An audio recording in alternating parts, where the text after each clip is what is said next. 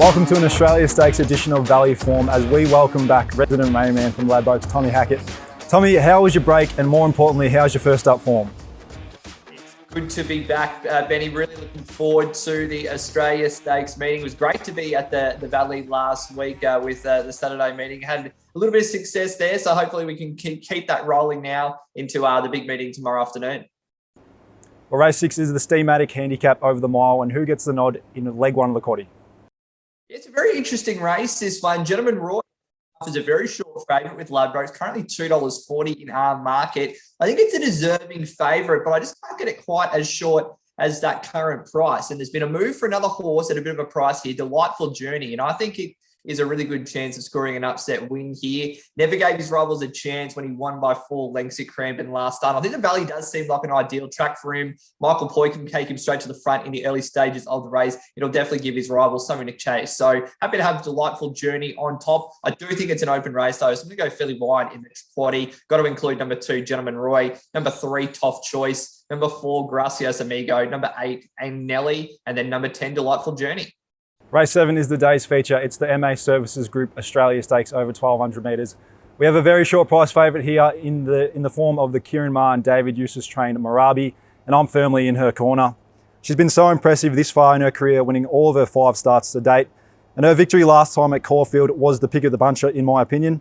She rode the fast speed here, as you can see, set by Sartorial Splendour, and she's still quickened off it. To me, that's the sign of a really high class horse. She has great Valley form, having won here twice already. She meets a lot of 1,400 metre to mile horses here who are first up. And as long as we don't get the 40 millimetres of rain, I think she deserves to be very short. Benny Allen also gets back aboard her, who he has a great association with the horse. I think she either wins or it's very open, so I'll have to take her 1 out in the quaddie. Number 10, Marabi, 1 out. Race 8 is the Render handicap, Benny. And my best bet of the weekend anywhere in the country goes around in this race. Midwest, I think, is great value at its current quote of $3.50 with Ladbrokes. Scored 3 wins from as many starts this campaign, unbeaten since being gelded, and he's just improved every time he's been seen at the races. Last start at Caulfield was particularly impressive, and I think a repeat of that effort would be far too good for the rest of this field on Saturday afternoon. Logan McNeil, I think, could ride him aggressively from that wide barrier draw. The wide barrier draw might actually be a positive. He can come across, take up the running, and he's going to prove very tough to beat. I think the only horse that can knock him off here is number 11, Holt. So I'm just taking the 2 in the quaddie here. Number 11, Holt. Number 12, Midwest. Race 9 is the Measure Consulting Engineers handicap. It's over 1,000 metres, and I think it's a very open race. But I'm going to side with Kieran Maher and Dave Eustace again here with Universal Lady. She ran a super race last start off a little freshen. And as you can see in the straight here, she didn't have a whole lot of room. Her prior form around the likes of Just Jake, Duchess of Dorset, Danny St. Darcy and Savannah Cloud is easily good enough for a race like this.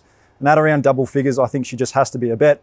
I also really like her drawing barrier 6 tomorrow, because I think not only will she be able to find cover, but she'll also be able to hook to the outer lanes and get to the best ground, while hopefully some of the more fancy chances are bottled up with nowhere to go. Josh Richards obviously gets in with the claim, so she gets in with 55 kilos.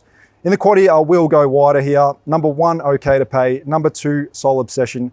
Number 4, Little Stevie. Number 6, Distillate. Number 9, Boss Lady Rocks. And of course, number 11, Universal Lady. Well, Rayman, Joshy went pretty well with the best bets while you were away. Hopefully we can keep the ball rolling. Who is it tomorrow?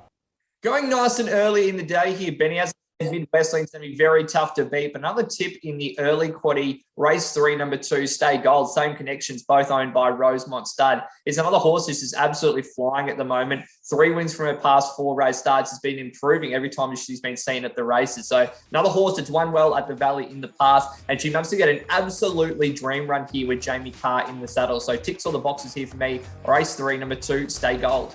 Well, hopefully the Rosemont Red are flying tomorrow. That's Valley Form wrapped up for Australia Stakes. We'll be back next week for the return of Ladbrokes Friday Night Lights.